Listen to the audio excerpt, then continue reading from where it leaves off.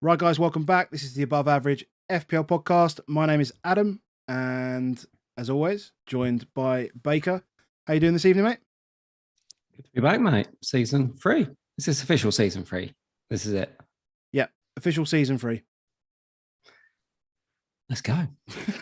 I just realised that I'd forgot to press record at the start, so hopefully that should be fine. Should be fine. Good start. Good start. Oh, right. So yeah, season 3. Yeah, wow. Never thought. Well, we weren't sure we were going to make it this far. To be honest, we just sort of came up with an idea to chat, and then now we're here 2 years later. Brilliant. Really enjoy it. So got a third member for the evening. Yeah. So we start the season off well. Ivan, how you doing, mate? I'm good, thanks. Thanks for having me. This is exciting stuff. No worries at all. No, I can tell by that massive smile on your face. That's great. That's great. And then we're also joined by everyone in the chat as well. So hopefully there's no football going on tonight. There's nothing else to watch. No golf, no F1, nothing. So hopefully everyone should be here. Shit, we've got a super chat already. That hasn't happened. Well, it's happened once before. Thank you very much. I'm gonna butcher the name, but Cal Stubb, I guess. He says a big thank you for all the content and awesome work you guys do throughout the season and beyond. Favorite pod to look forward to on a Sunday nights. Cheers. Yeah, it's not Sunday, but we'll get back to Sundays. We'll get back to Sundays at some point. It's a busy few weeks coming up, but we'll get back there eventually.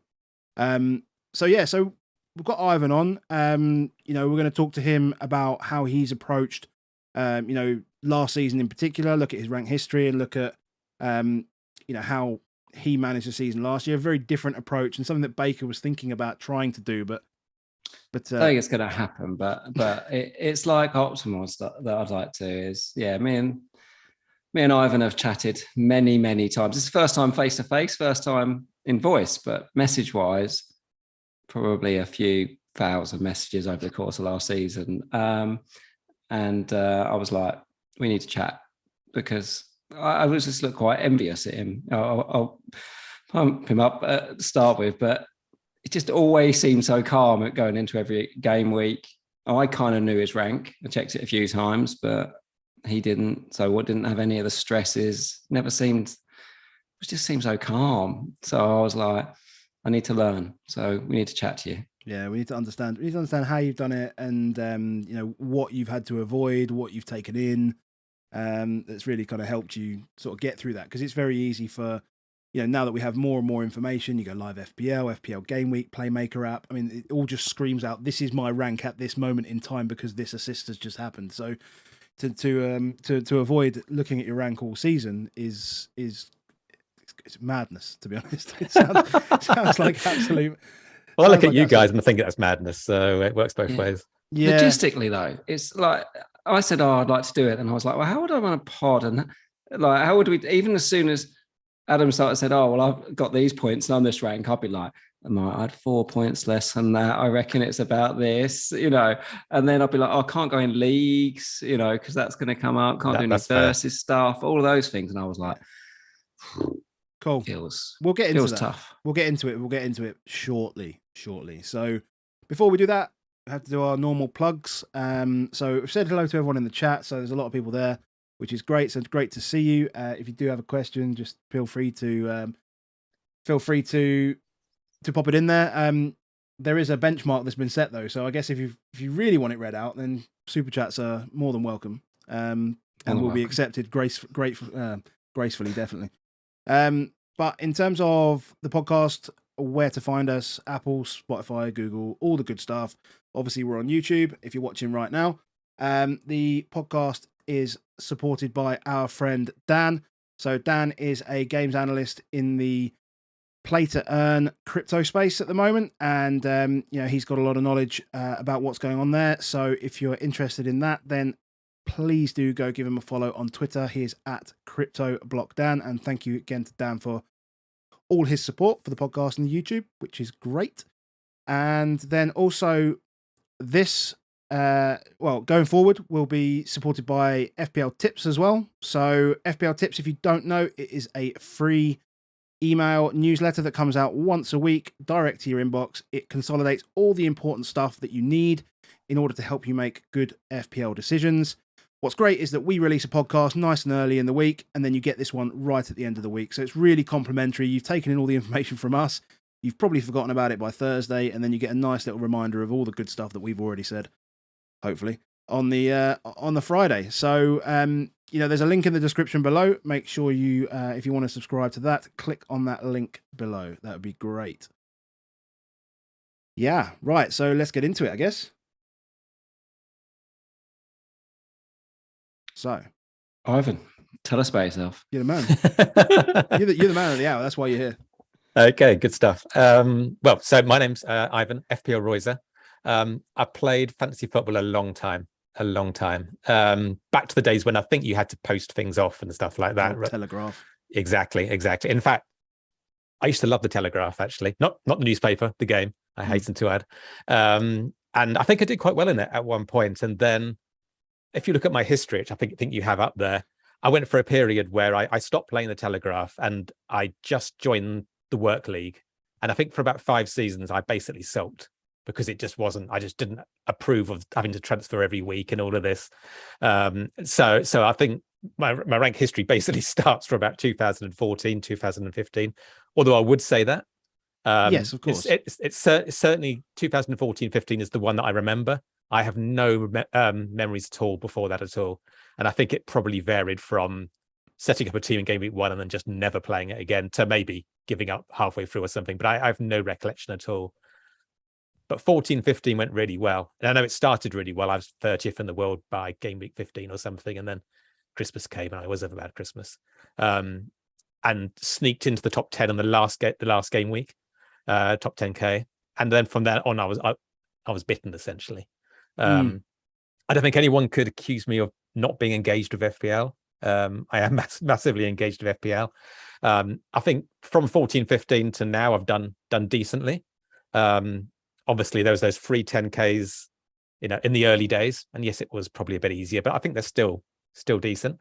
Certainly, I count them as an achievement. And then it's always been that trying to get back in there. Nearly made it this year, didn't quite, but I would argue that the top 25 is probably equivalent now anyway. It's such a different game anyway. So that's my rank history, essentially. Now, you've already mentioned the fact that nowadays I don't look at my rank. I've done that for 3 seasons. Wow. So 2019, 20 was the first one I didn't look. I ended up looking around 26 because I went on, I think it was the Hub podcast, and I felt obliged to do it. I was also wildcarding, and I thought, well, maybe that's the time to do it. Your second wildcard, judge the risk, judge how aggressive you want to be and go for it. That could well be the right way to do it.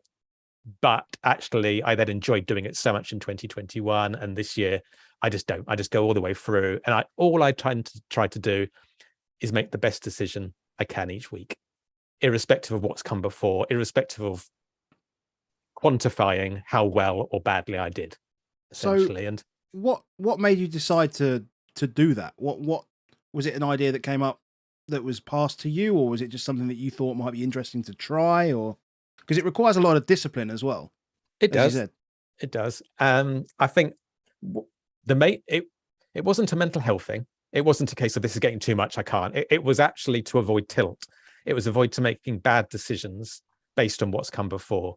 And I think it was the experience I had in 2017, 2018, where I basically I came off 3 top 10s. And yeah, I thought I was pretty good. And, and I made some really bad decisions, I think, because early on, things didn't work out for me in the first few game weeks. And I just started chasing. And 2017, 2018 is an exercise in tilt, where I was just consistently just making bad decisions in an attempt to catch whatever variance there was and get back in the game again. When in reality, actually, if I had just concentrated on making the right decision week on week for the remaining 35 weeks or whatever it was, I would have probably done perfectly fine. It was also one of those years as well. We've all had them as well, where nothing goes right. But basically, it was just a case of tilt. And I can't remember. Yeah, it must have been around then. I was using Live FPL when it first came out. I can't quite remember when it came out. It may have been 2018, 2019. I think so. Oh, I think he's frozen. Oh, no. That's a disaster. Absolutely respect live FPL. Oh, there we go. No. You disappeared for a second. You froze for a second there. Oh, apologies. No worries. Hopefully I'm still there. Yes. Still there, mate. Yeah. Carry on. So I had a realization as well that whilst I have huge respect for live FPL and live rank, and it's really clever, and if you use it, great, knock yourself out. But for me, it just wasn't the right thing to do, to be quantifying these micro jumps up and down all the time. And on Twitter now, I see so much of that now, where so-and-so scored and my rank has gone down so-and-so, and then the next tweet I've gone up, and it's just not good for you as far as I'm concerned, and it doesn't help. And ultimately, the reason why I chose to do it is because I convinced myself that actually looking at rank confers me no benefit to my game. And if anything, it actually is to the detriment to my game. There's tilt. What really, hand on heart, does your rank and what happened last week help you with your decision next week? When actually, I'm a firm believer that we've got a finite amount of energy and a finite amount of processing power in our lives. But, with FPL, and there's so many inputs, it's so complex, etc. Why make things more complicated when you can just look at your team, you can look at what you need to do and just make the right decision every single week, or try to. And that's basically what it comes down to. Yeah. But also as well, there's the mental health thing as well, that I just really enjoyed it turned out. And actually, Baker says I'm always calm. Not entirely true, but yes, you can be more stoic, certainly. And there's always another game week, and there's a masochistic element to FPL, and especially if you're checking your rank on a regular basis, it becomes a habit. And once you've broken that, it's gone. It's gone, and you do lose. You do lose your. I don't look at mini leagues. I don't care about mini leagues, so it's fine. But if you do, then there's an issue there. If you're a content creator, there's an expectation probably to actually talk about what you did and what you missed out on, etc. But for me, it's just a simple thing of breaking the addiction more than anything else, and then just enjoying the game for what it is. Cool. I mean, that's amazing. I mean, you've hit quite a few nails on the head there. I mean, and someone's asked the question that your decisions must therefore be made pretty much completely free from effective ownership. You can't actually consider it, because I'm trying to think of a platform where you would be able to pull that information without maybe being aware of the rank. So I'd be lying to say that I was completely free of EO. And Baker would know that from our conversations, etc. They do come up, because I might go, "What's the EO of so and so?" I'll say it probably. Yeah.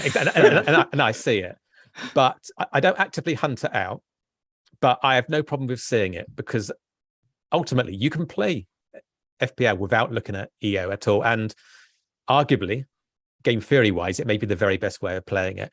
But if I've got a captaincy choice, for instance, and it's 50-50, and I'm a firm believer that what is a 50-50 decision in FPL? You in your mind might think that's 50-50 or 60-40, but we've got to sort of appreciate the limits of what we know. And, I might think, okay, well, Bruno versus Salah, in this scenario, it's 50-50, and then I might start thinking about ownership. I might think about, well, I'll just play it safe, etc.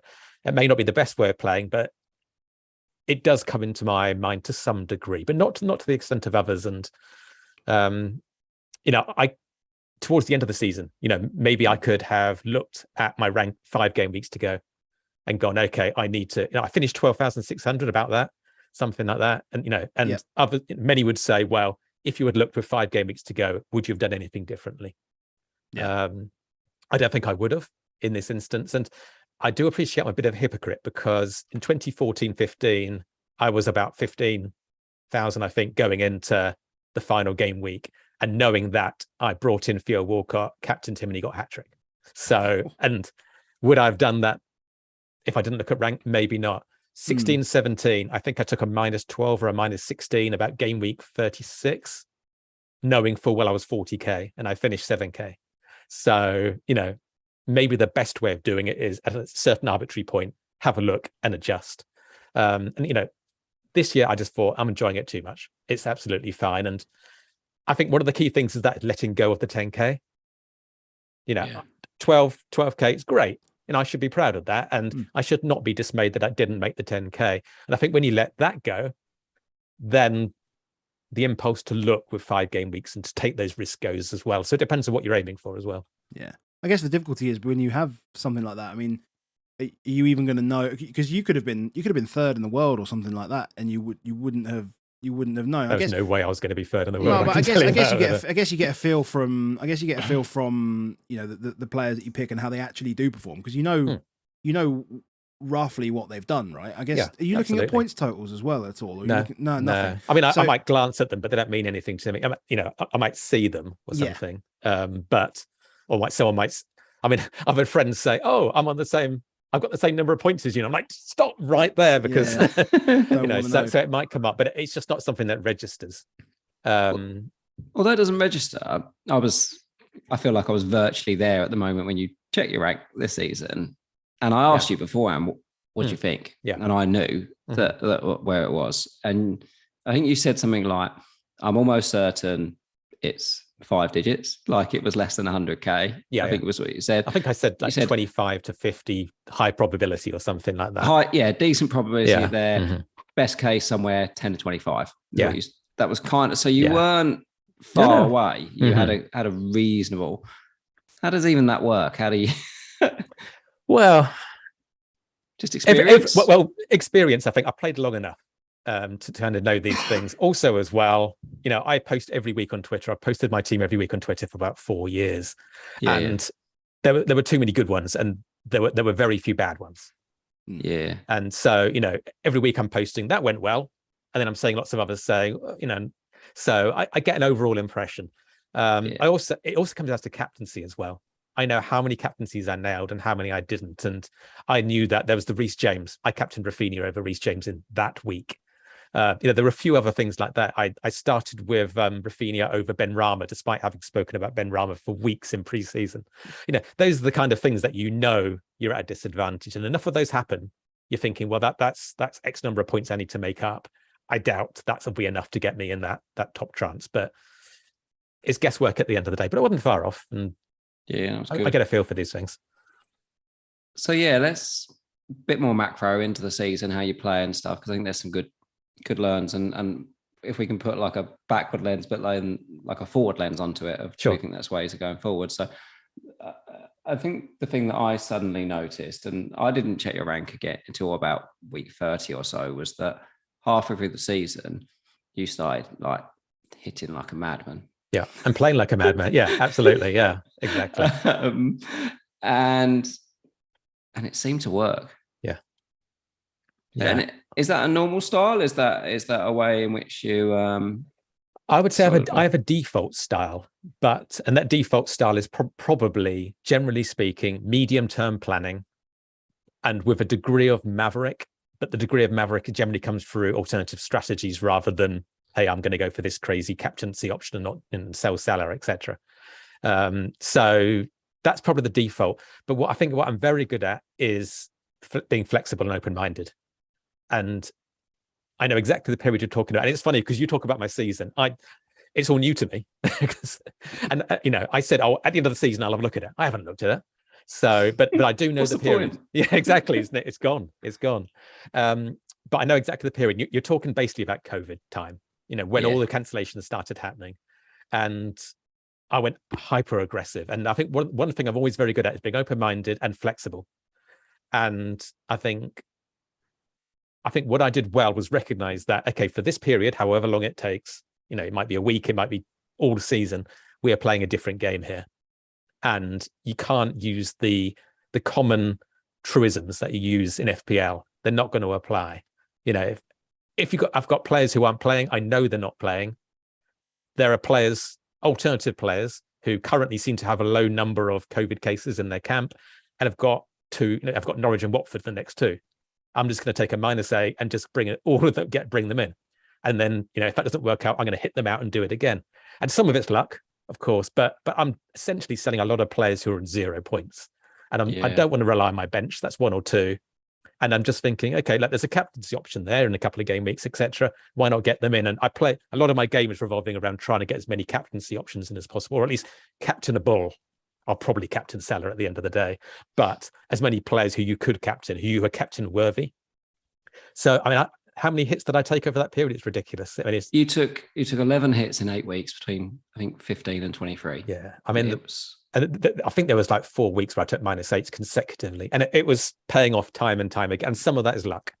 Some of them is luck. But I was putting myself in a situation to be lucky by bringing good players from good teams with good fixtures, replacing people who probably weren't going to have fixtures, and just going with it. And I think people did get onto that late in the day, but I think I was quite early in that. And, there were a lot of top content creators saying, you don't take hits, or, -4 is my limit.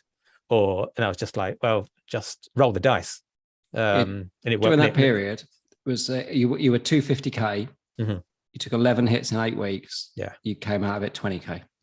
Yeah, but it's also knowing when to stop as well.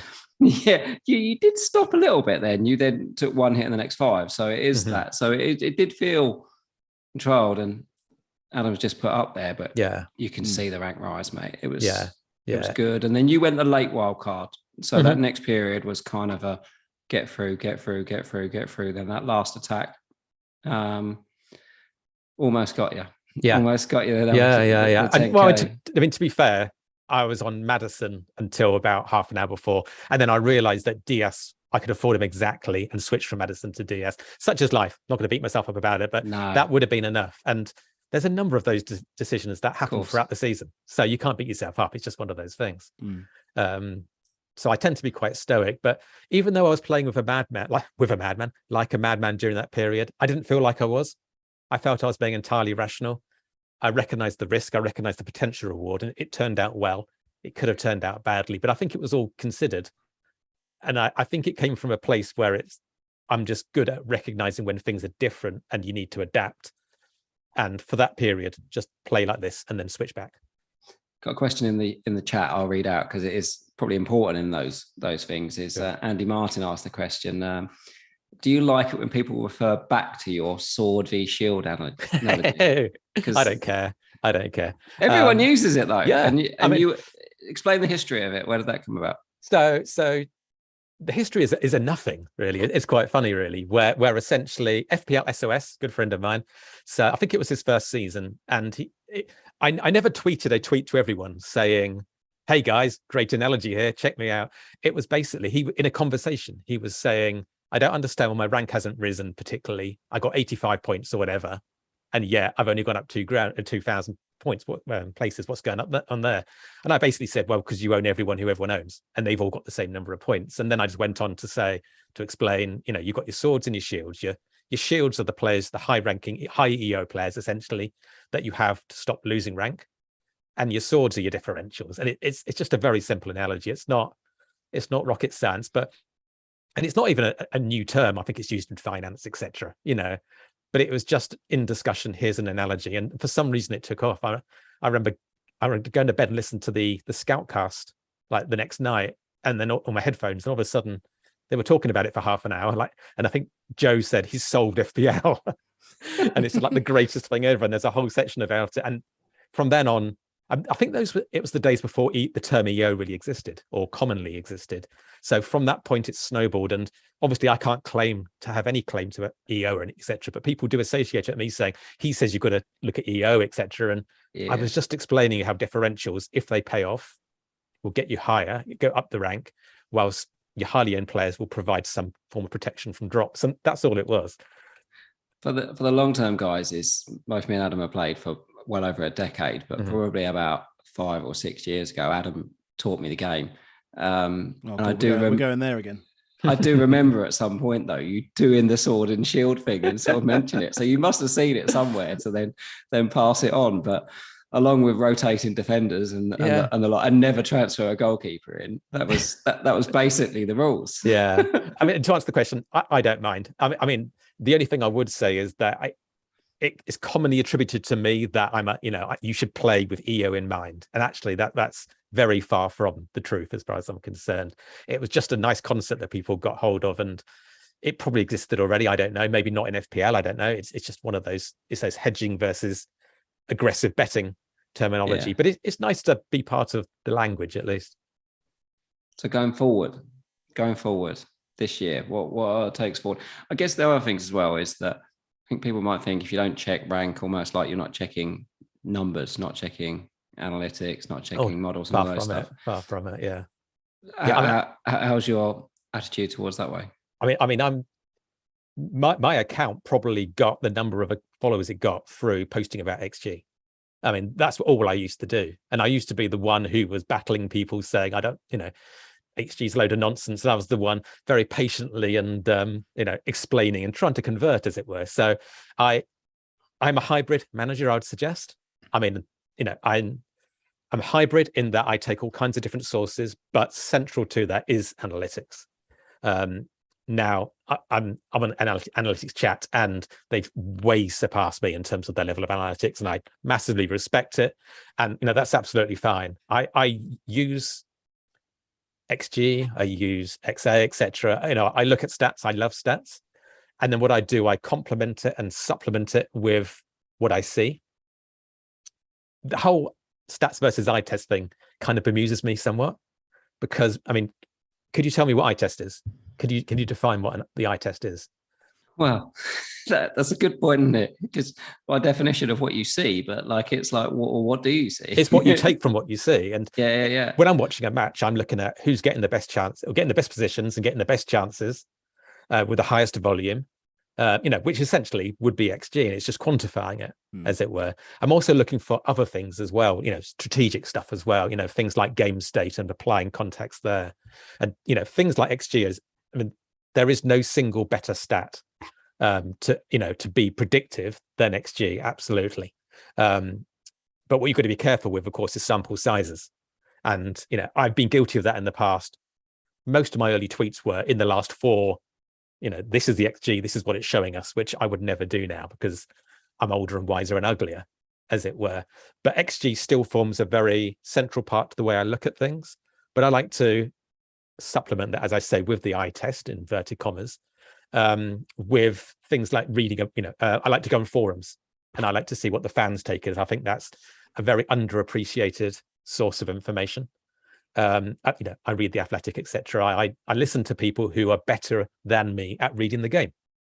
I think it's quite important to recognize where your strengths and weaknesses lie. There's nothing wrong with, I love watching football, and I would say above the average person, I'm above average at reading the game, but there are others, yourself included. I would say we like the term above average. Yeah, absolutely. No, but you're way above me. When you talk about Spurs, for instance, there's insight there from a Spurs fan perspective, but there's also, you are better at reading the game, and you provide insights that I don't generally pick up on as well. And there's nothing wrong with that.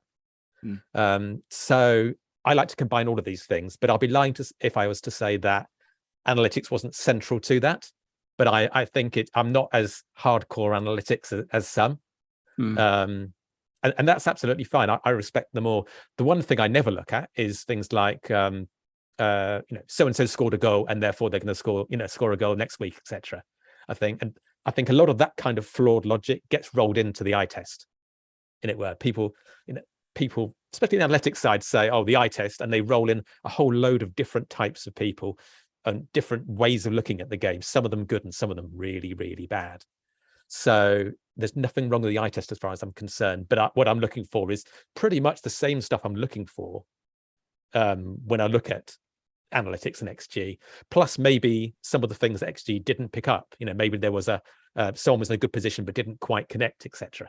Now, obviously, that's small sample. It's not hugely important, but it's just informing the picture that I'm building by looking at all of these sources. That's probably the best way of describing. It's hybrid. Largely based on analytics, but lots of different sources as well. The one thing I don't do, and again, it's not a commentary on whether I think it's a good thing or not, I don't use models. I don't use FPL Review, even though it is an amazing tool. I don't use Sertab's optimization because it is an amazing tool. But one of those reasons, the reason I don't is because I like to do the modeling myself, but not in a quantifiable manner. Yeah. As it were. And there's nothing wrong with quantifying it. And I know a lot of the guys like to make their own models, and I think it's amazing. And that's part of a hobby. That's part of their enjoyment of the game. I like to try and model it, but in a kind of, you can be a really good manager. And in theory, the way you're modeling in your brain, taking all the different sources, is coming up with very similar outputs. I think that's just the way I like to play the game. I think unless you're in that space where you have created a mechanical way of calculating the best approach to take.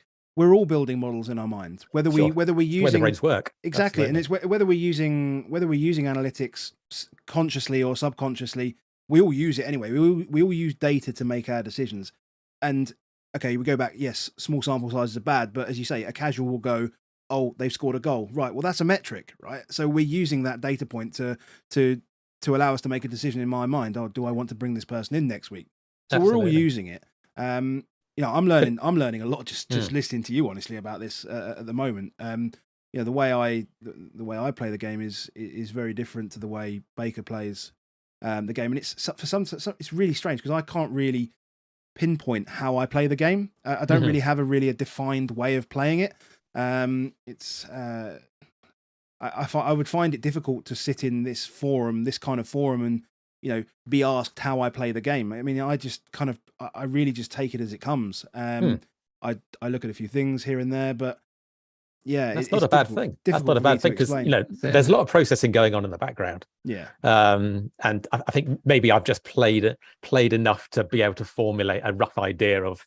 I mean, essentially, you've asked me what kind of player I am, and I basically said I'm a flexible player who can change all the time. So, I'm not a million miles, off you, as it were. I think what I've learned over the years is that as I've learned more about stats and I've learned more about football and strategy, etc., I've got all of these inputs, but I've also learned to apportion what I believe is an appropriate amount of importance to each one.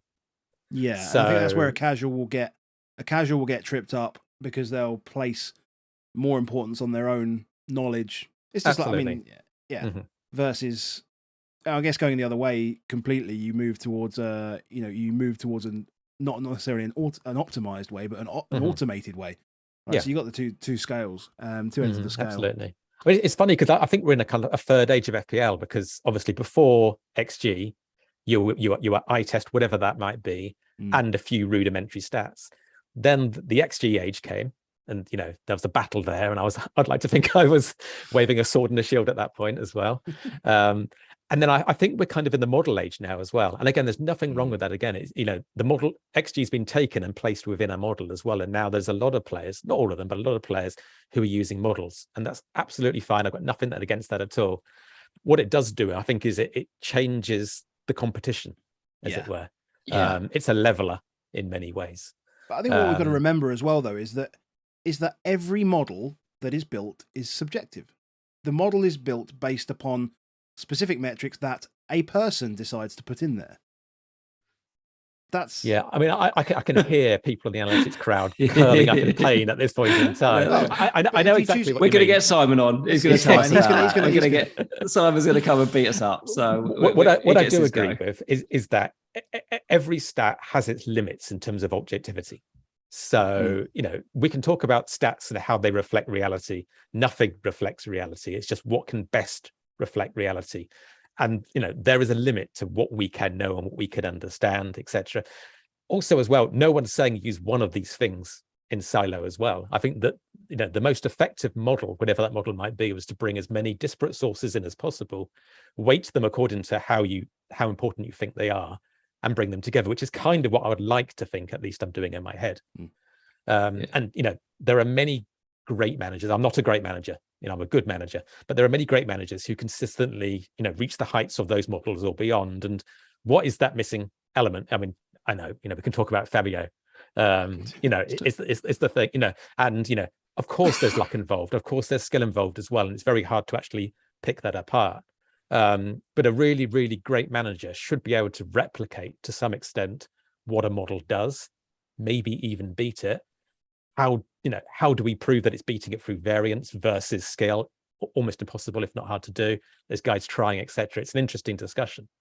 But as far as I'm concerned, I occasionally look at FPL Review, for instance, which is a fantastic tool, just to sort of validate my decision. And how many times am I wrong? How many times do I go, well, that's completely off? Never. It's always like, okay, well, that kind of disagrees, but if I tweak the minutes there, that's kind of pretty much exactly what I'm thinking.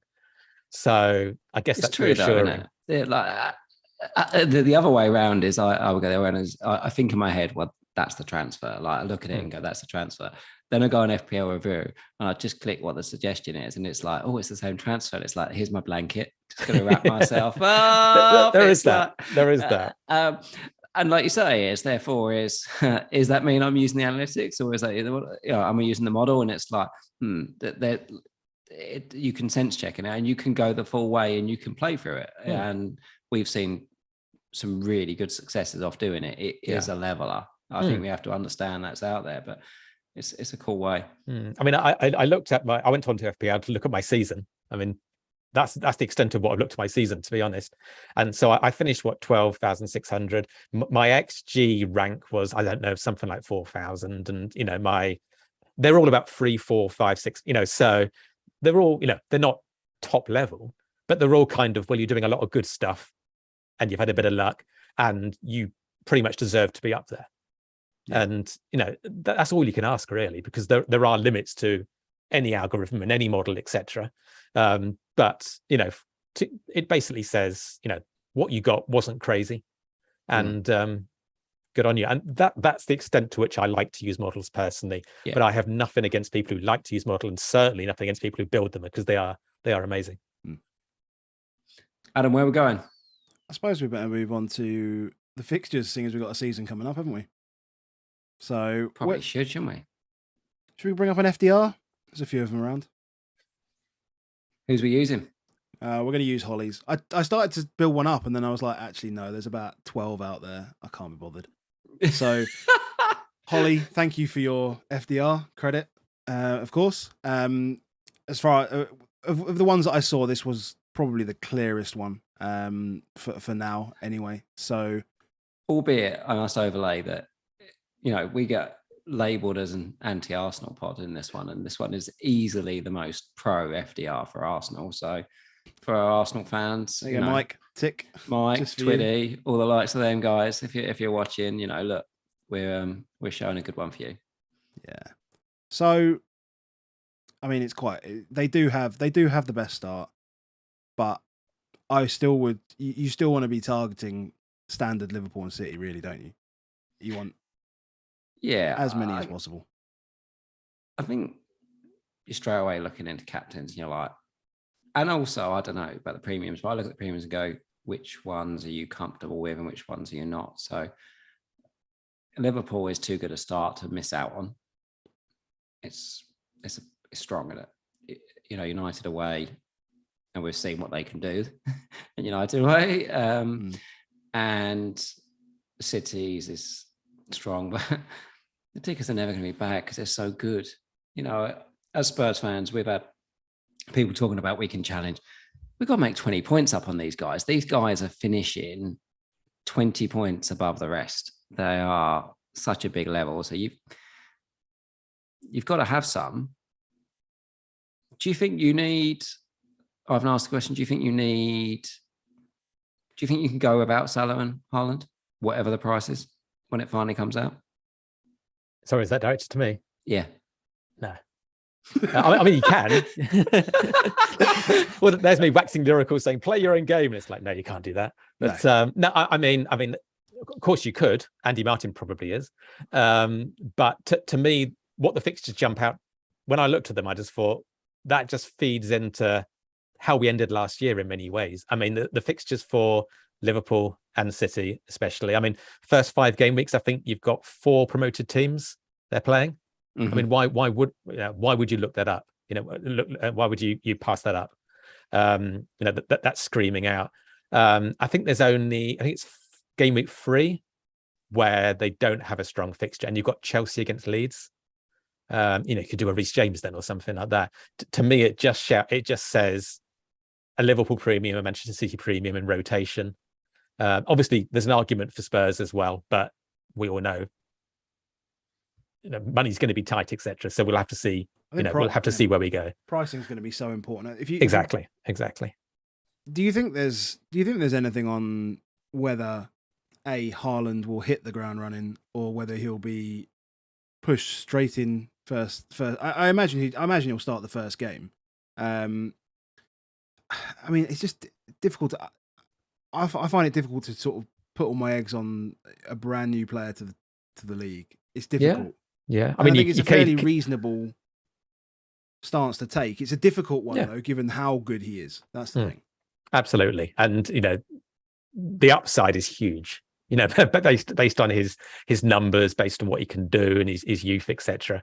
I think it comes down to Pep, doesn't it?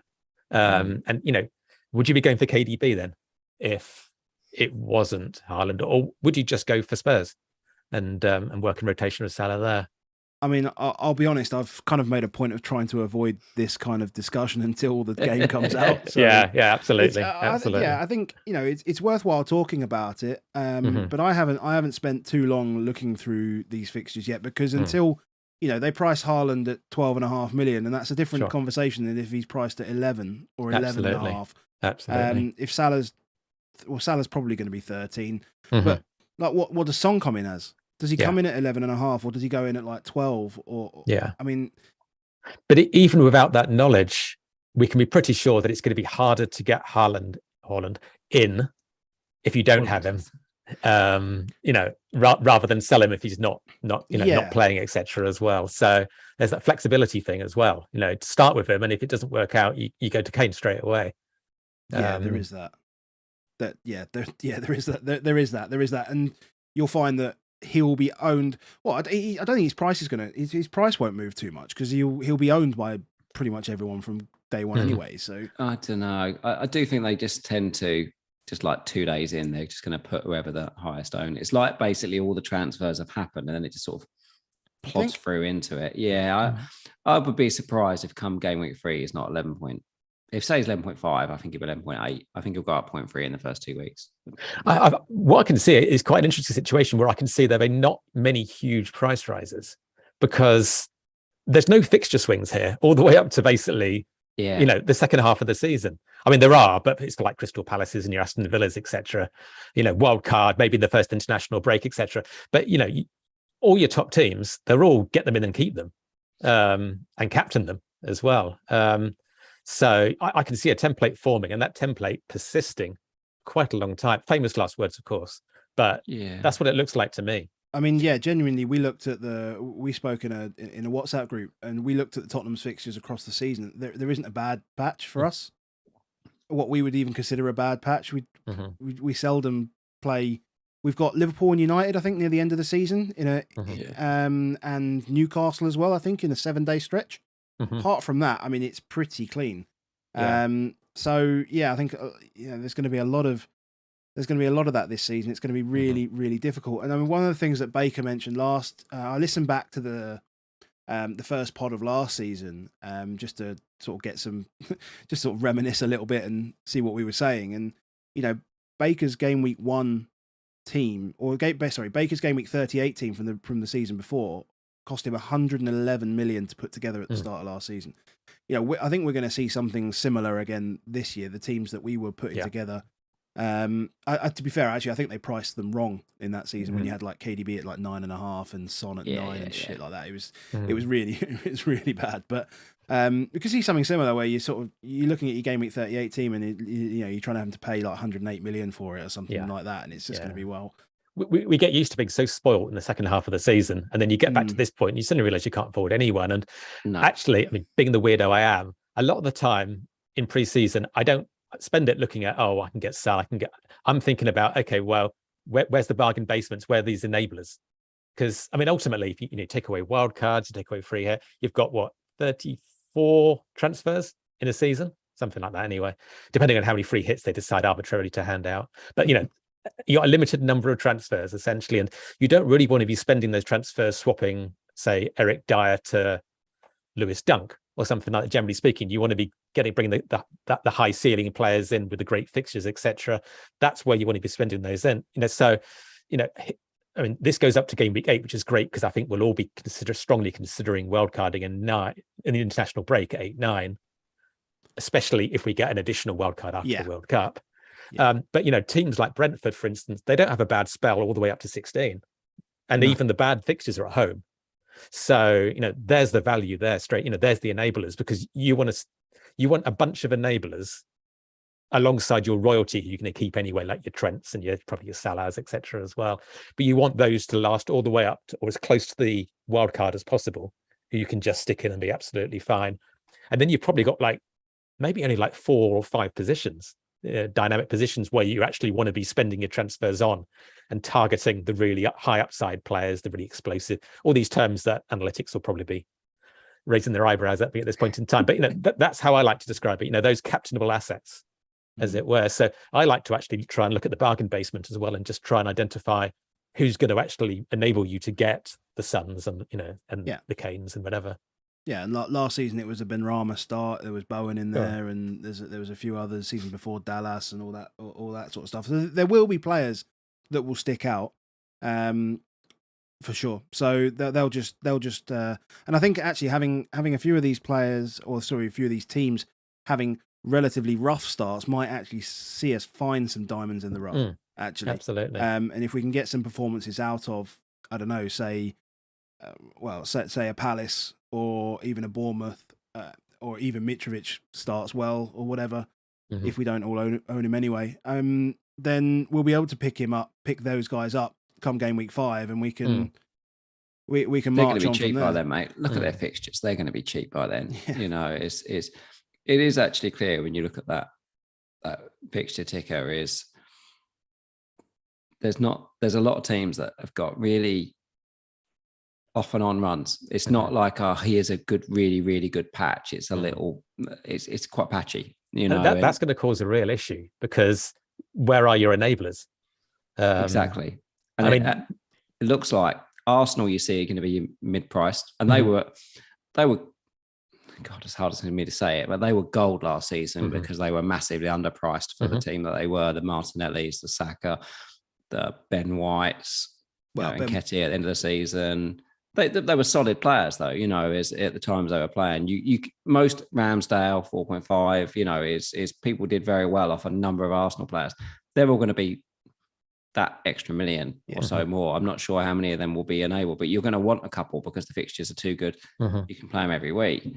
Then you get to Brighton, Brentford, Wolves, Newcastle. I think they're the ones where we might see is there some enablers that we can pick some teams from. West Ham, they're going to be really hard to pick from because of, like, we all went in with 2 of them, but those fixtures, they're painful.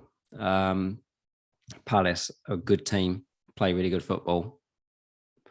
Leicester's a weird one. I think, like Leicester, they've got some really attackable fixtures that they could do good things. But then when I sort of looked at the opening fixtures, it's like they've either got a game where I feel like they've almost got a captainable asset, or they've got one where you'd captain against them in almost every game. It's such a bizarre world with Leicester. But I think that's how they play. I do look at it, and I do wonder when I'm looking at these fixtures about defenders. We've all had a lot of premium defenders, and there's been a lot of centre-backs done really well over the last 2 seasons, but I'm not sure. I just look at a lot of the fixtures and don't see that many clean sheets.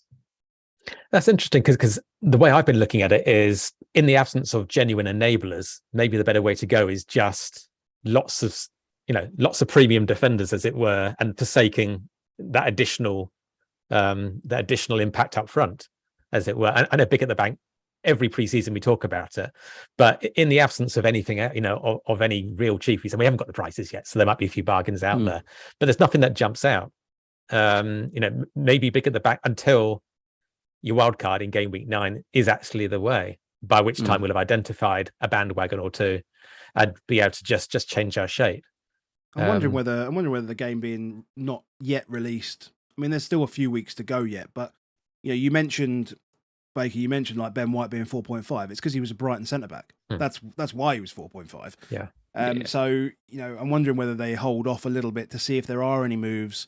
I also wonder around the fixtures whether there is, maybe this is conspiracy theories, but whether they've set up the good teams to have relatively decent sets of fixtures, so they don't have too many brutal fixtures, so that when they get to the World Cup, actually, it's not going to be too bad. Yeah, it did cross my mind. And because if they have runs of like 3 or 4 games, or even 3 games in a 5-6 game period, which are tough, that means they have to churn these first 11s out every single time, and they're just getting minutes. Mm-hmm. So whilst they have this now 5 subs, I mean, you just wouldn't be able to utilise them when you're Liverpool and you're facing Man City, and then 2 weeks later you're playing Chelsea, and then the week after that you're playing United. It doesn't make sense. So there is I wonder whether there's an element of that's gone into the fixtures as well this year. Maybe. I mean, whatever. We'll adapt to it. There was a rumor that basically, or out, wasn't it, that directive saying game week 16 or whatever is the last game week, like no chance, you can't have bad fixtures basically for the top 6. Yeah, we've got Leeds, I think. So, irrespective of motive, the way it's panned out is like that. I don't think I've ever seen a fixture list like this where for the top teams it's just consistent throughout. There's no tough periods. I mean, obviously there's Champions League, and all of those. It's all well and good saying big at the back when they've all got Champions League between 3 or 4 and 15. So that's to consider as well. But I've never seen it like that, because normally I wildcard in line with the big fixture swing. So I think Chelsea was it last year, but all of a sudden they had great fixtures from 8 and just everyone ploughed in. There's not even a hint of that this year. There is for the Palaces and your Villas and your Bournemouths, but not for the big ones. Yeah, I think from a wild card perspective, game week 8 is going to be the popular one because it's international break. Mm-hmm. But I do think so. Game week 4, game week 5, game week 6 is a calendar week. Ooh. And if you look at those string of greens in 4, 5, and 6, so Arsenal, Brighton, Liverpool, Brentford, Leeds, City, Chelsea, Spurs, they've all got a big few weeks. So Spurs in that weeks 4 to 6 have got Forest away, West Ham away, Fulham at home. If some, or Kane or both bang in that game week against Wolves, there's going to be a lot of wild carders come game week 4 that think they're going to jump on that little period. If Chelsea come out and the Chilwell and the James are flying, whoever's playing up top, then Leicester home, Southampton away, West Ham home. Like, if you're not prepared for that 4 to 6, that can hit you hard really, really quickly. Yeah. So I, as much as I think everyone's going to want to get there, the old, I've said it a few times on here, but the Mike Tyson, mate, like, everyone's got a plan, but those first 3 weeks don't go to plan. Going week 4, I can see a lot of people doing it. Even the Brighton, like Leeds home, Fulham away, Leicester home, good fixtures. Brentford, Tony, Everton home, Palace away, Leeds home. There's a lot in it, like a game week 4 wild card where you could potentially smash it in a calendar week. Yeah, go in with 2 transfers and take a -8, you're fine. And that's it, or be prepared that way. That might be your plan. You don't necessarily have to plan, do you, for those those games, those 6 game weeks? You could make that decision that I'm going to stay off someone for those 3 weeks, but game week 4, I've got to be looking at how I get my team set up. Yeah, I mean, I always set a wild card up for a certain date, but with enough flexibility to admit that if it needs to change, it needs to change, either pushed out or just used more quickly as well. But I do like to at least target those fixture swings, because I mean, there aren't any this year, so it's academic, but I've gained a lot of value. I think I gained like 1.5, 2 million one year or something like that over a week or two, just through price swings. But I just don't see that happening this year. So I think we can afford to be a bit flexible. Do we want to go through the first few weeks then? See what we're thinking? Matchups? Let's have a quick look through. Cool. Let's start game week 1 then. So that's the fun week, isn't it? Game week 1. Like 10 fixtures, game week 1. And there's a lot of things you can target in that game week 1. There's a lot, but no one's really going to. Everyone's going to look at the 2 away fixtures for the big 2, aren't they? The Liverpool, Fulham. I mean, how do you go against Salah after the last 3 seasons? It's impossible, isn't it? Was it double digits last 3 or 4 seasons on the opening day against the promoted side, including 2 hat-tricks, something like that? It's just ridiculous. You just can't. You just can't do it. You just can't do it. I don't think. Yeah, I just don't think you can do it. But Tottenham, Southampton, at home. Son got the 4 goals last season. Was it last season or season before? Season before. That was away. That was away, was it? Yeah. But we have put some goals past Southampton over the last few years. They're susceptible to 9-0s and stuff as well. So Just putting it out there. I'm just putting it out there. Yeah. But they're also a funny team as well, that they can also grind out a 0-0 against the top teams as well. And I quite often I find it's to do with their fatigue levels as well. The play it's so heavy metal football. It's towards the end of the season, they were obviously absolutely knackered and they were spent and they couldn't do anything about it. But there was a time last season where we were all piling into Southampton assets. I can't remember when it was now, but there was a double, but it was more than that. It was like, hang on, they're legit. And we all had Cole Walker-Peters, and it works both ways. You just can't predict them. But they do have a 9-0 there. Yeah, don't go back to Livramento, Baker. Yeah. No. I mean, as we go through these, I just want to call out that actually, as we go through these, I don't even know why I'm showing the template captains, because the template captains are the same guys every bloody week. I mean, literally, without look, there you go. Look, that's game week 1. That's game week 2. Look, Salah and Haaland. Game week 3, Haaland and Son. Game week 4, guess who? 5. Yep, same guys again. 6. You guessed it. 7. There's Salah on his own. And then Son and Haaland for game week 8. So let's focus on the alternative captains where we could have a bit of fun if you really wanted to go against it. I think the only thing with that one is, if you've got Haaland and Salah, you are covered in those first 8 game weeks. Yeah.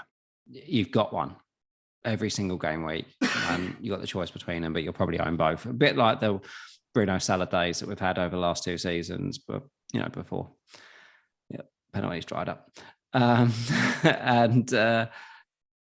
It made sense to have them.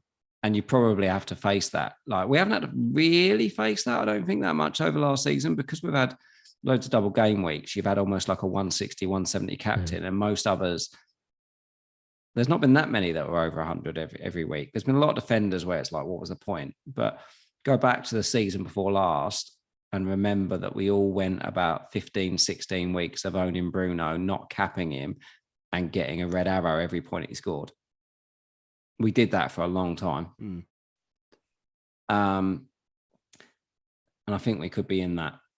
I think we could be in that boat where, because he's new, a lot of people, with one or the other, a lot of people will probably go Mo, and none of us do particularly well out of any points that Haaland does.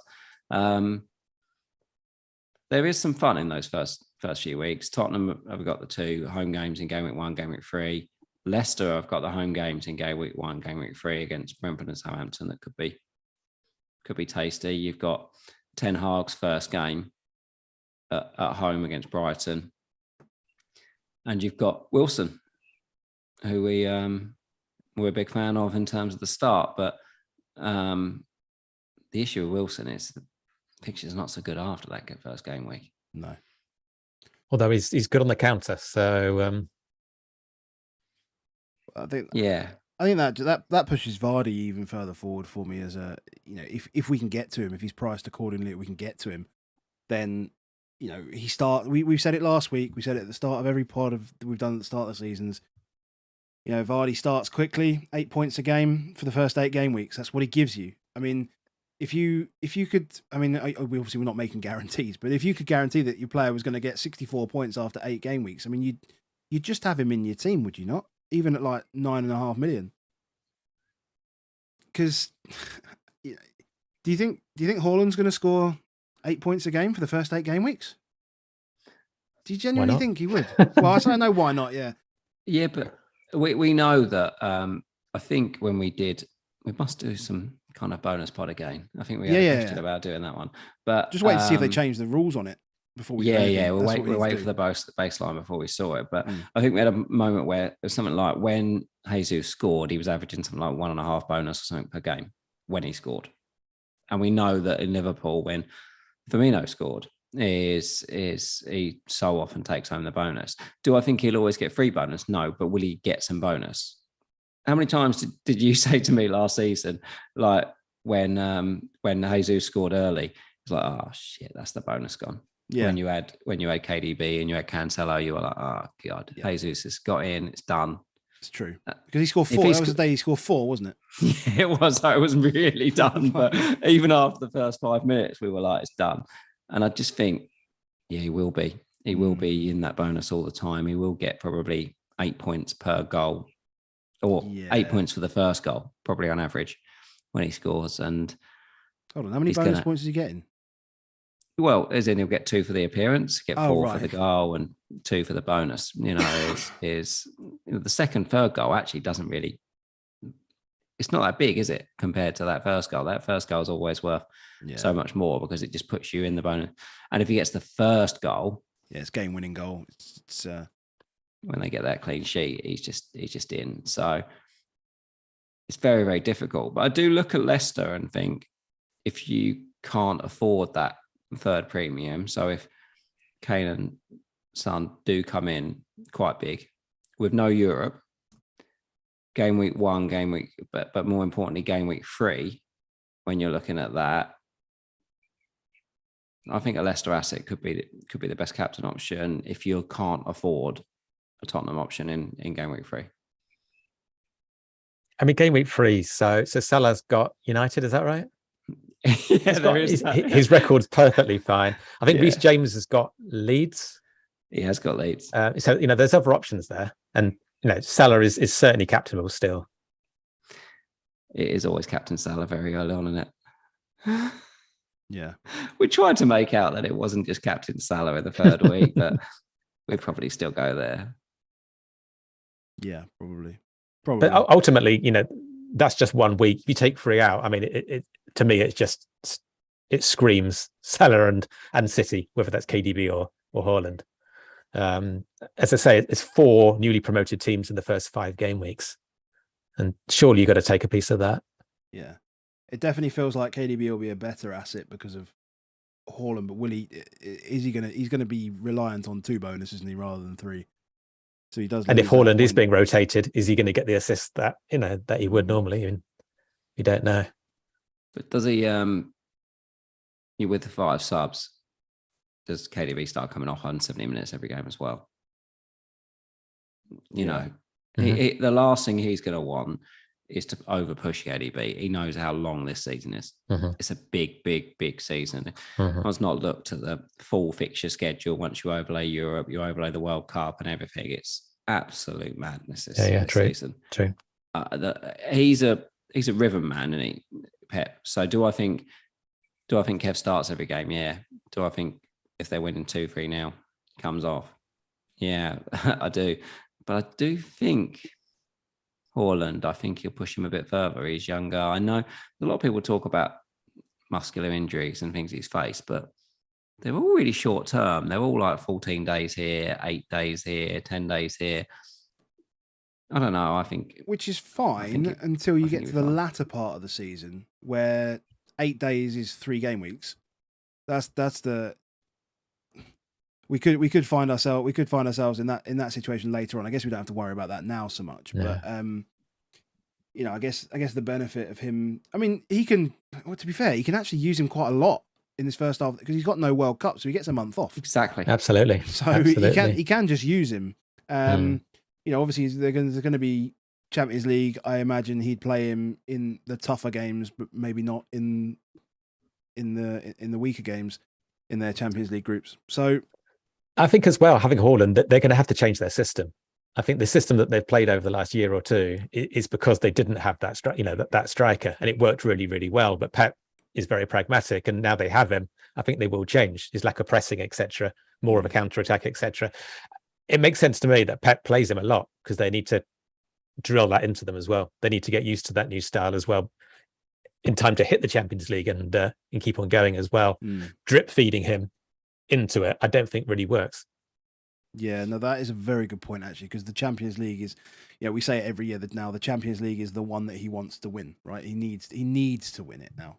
He just needs to win it. Each season we start, and he needs to win it. So, yeah, that makes a lot of sense. What about we've literally talked about the big 2, as it were, but the accompaniments. Do you think that your Cancelo just lock, whatever, just get him? Yeah, got to see the prices, but yeah. What would it have to be to not get him? It depends how cheap everyone else is, doesn't it? You can't really answer that in silo, but he's going to be 7 million, isn't he? Trent and Robbo, any initial thoughts of? I mean, it's going to struggle. I don't think any of us can afford both. I wonder. I wonder what Mane's impact is. The lack of Mane is going to have to either one. I would say more Trent than Robbo personally, because Mane is that back post guy for Trent crosses and stuff like that. So, but Nunes is great, yeah. 6'2" and goes to the left. Okay. So, like, if anything, for me, it's like, but they've signed another young right back. Do they want to give him games? Do they give him a bit more? No, he'll be a Simicast Mark II. He'll just be there when that player is not available to play, I'd imagine, and League Cup. Basically, I can't. Unless, what do you think? He's going to move into midfield? I don't know. I think I'm much more drawn immediately to. It's almost like I've forgotten the fact that Robbo was just absolutely brilliant for the second half of last season, and feel like immediately I'm like Trent in my brain. Yeah, I wouldn't rule out trying to get both in if there's enough sort of tempting cheap midfielders. I mean, we identified a few in pre-season. There's the conversation about Damari Gray, Ben Rama, Smith Rowe. All of those actually came off, and they were pretty good value for money, actually, as it turned out. But there might be a few of those, in which case the upside of getting Robbo in and then just punching on one of those, or a couple of them in rotation or something like that, I wouldn't rule that out. But because there's real value. I mean, look at those fixtures. Yeah, that's the best way of tripling up, and yet it's still going to be tricky with the prices. But I might try. I mean, nobody's going to own Robbo and Trent. He's going to be big on that. I think Matip's going to be too high priced, and I think Konate's getting enough games to then go. He's not going to go into that first Champions League game and not have played each of them, those two. So and Van Dijk's always expensive. So it's a tough gig. I think we will get some cheap midfielders that are fun options. I'm not convinced that Maddison will be a huge price. I still think it'll be 7.5. I still think Saka won't be absurdly priced. I'd be surprised if he's more than 7.5. Even at 6.5, it'll be tempting 7.5. 6.5, no way, surely. Well, even at 6.5, what I'm saying is he didn't get much more. I think 6.8 was the most he ever got to. So absolutely, yeah. I can't see him pushing him up more than 7.5. It wouldn't surprise me if he's 7. I think you've got some good fixtures for players like Trossard, Neto, those guys who are established in the league. Neto back, we could get one of those in a 5.5 or something like that.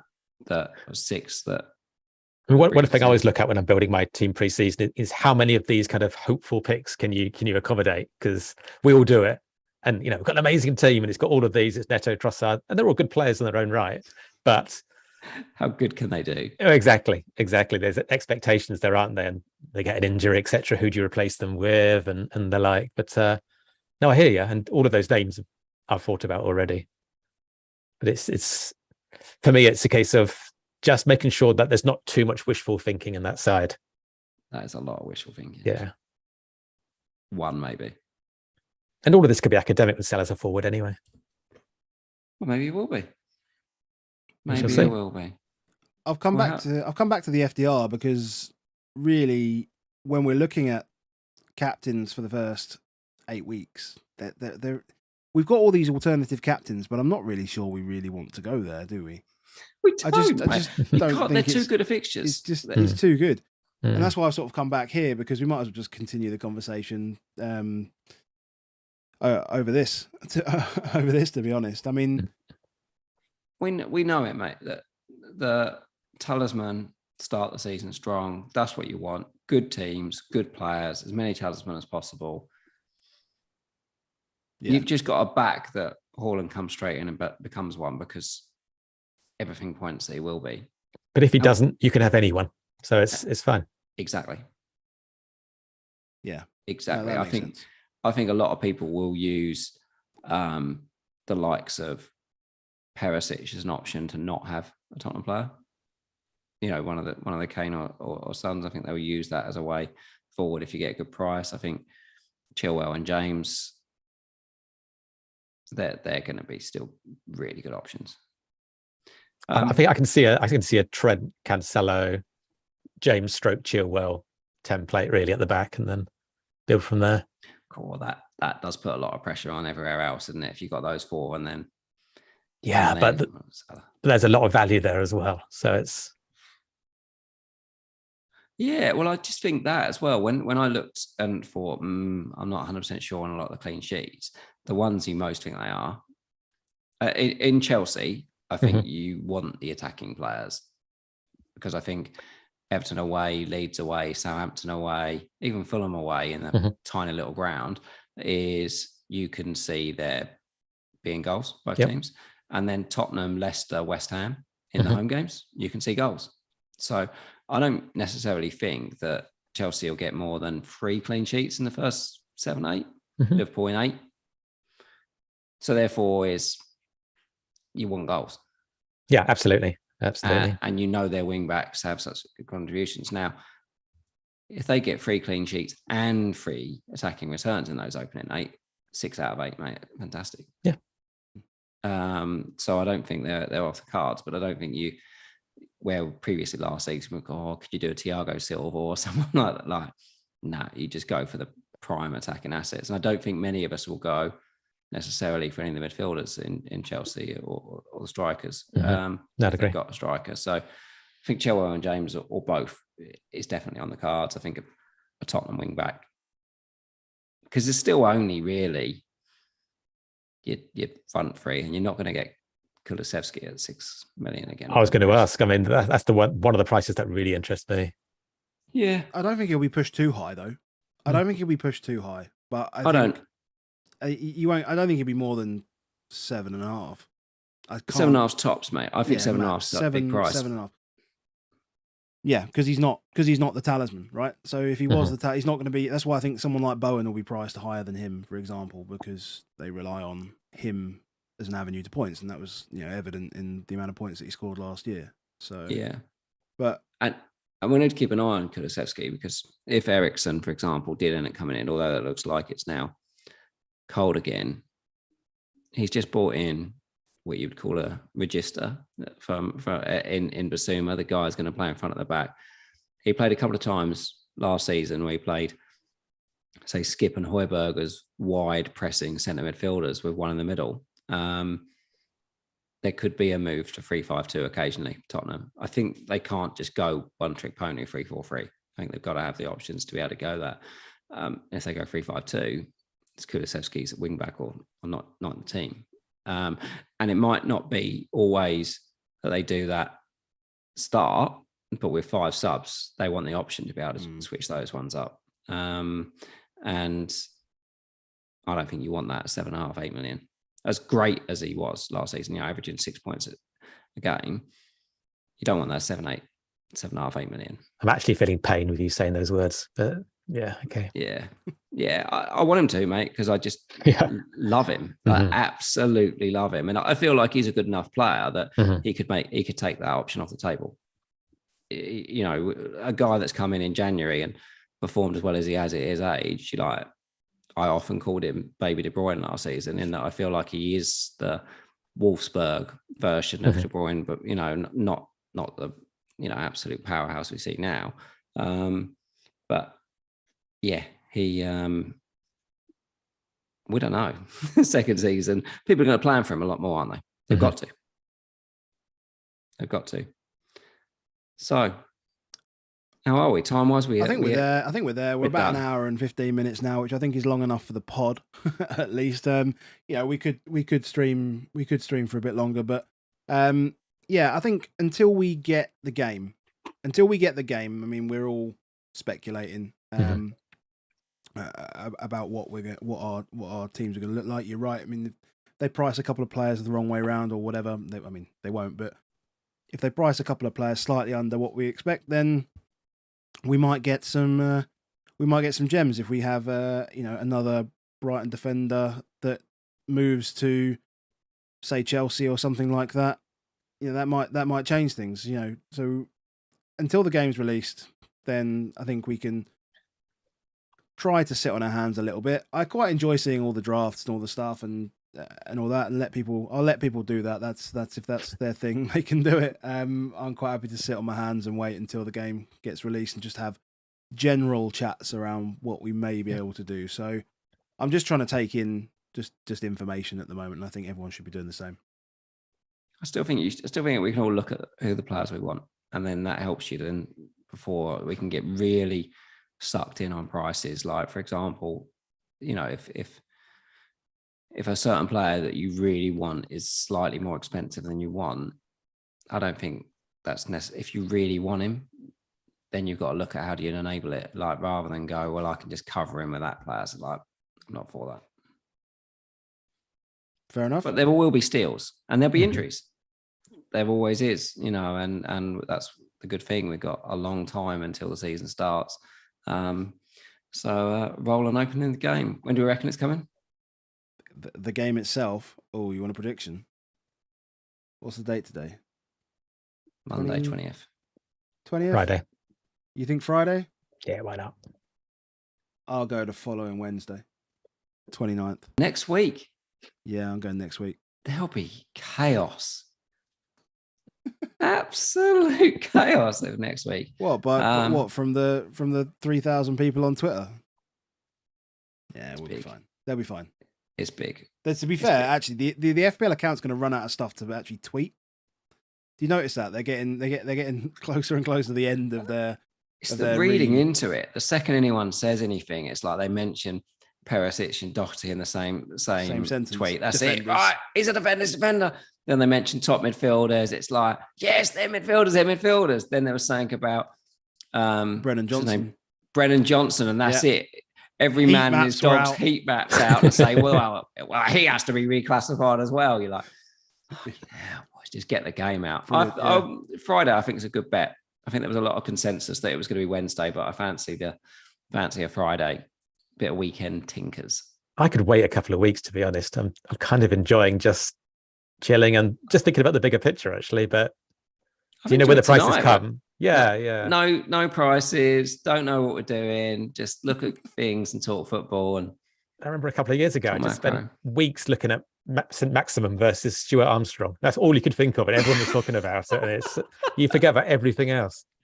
What a game, man! Well, what a game.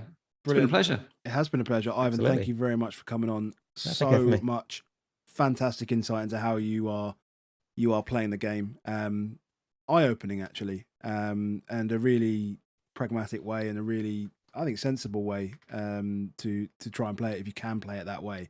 I think, as you said, for content creators, it's probably a bit difficult unless we both did it. And if we both did it, then we'd have to try and find other stuff to talk about, which would be hard. Yeah. So. But I think there's a lot of lessons around the noise, and I think there's a lot of lessons about considerations of how things might impact your decision if you knew the rank and if you knew what you just faced into or who just gave you that red arrow, and that creates more FOMO and all the rest of it. Maybe just asking yourself that question is enough. Just do a sense check. Exactly. Am I doing this for the right reasons? Exactly. Well, we won't wait until next summer to have a chat again, Ivan. So good stuff. Welcome back. Anytime. Welcome back, mate. Sounds great. And thank you to everyone in the chat that has joined us this evening. Thank you to the super chats that have been there. I've seen a lot of good names in there. Even Jack's in there. Remember Jack? Not Jack, the Jack, pod friend Jack, our actual friend Jack. Our actual friend. Who gave up the game last season and is back in it. He's going to come back. He's told me he's going to beat me this season. So we'll see. We'll see how that goes. I doubt it, but we'll see. I guess the last thing, make sure you follow us all on Twitter at AboveAverageFPL, at BakerFPL343, and at Roycer5.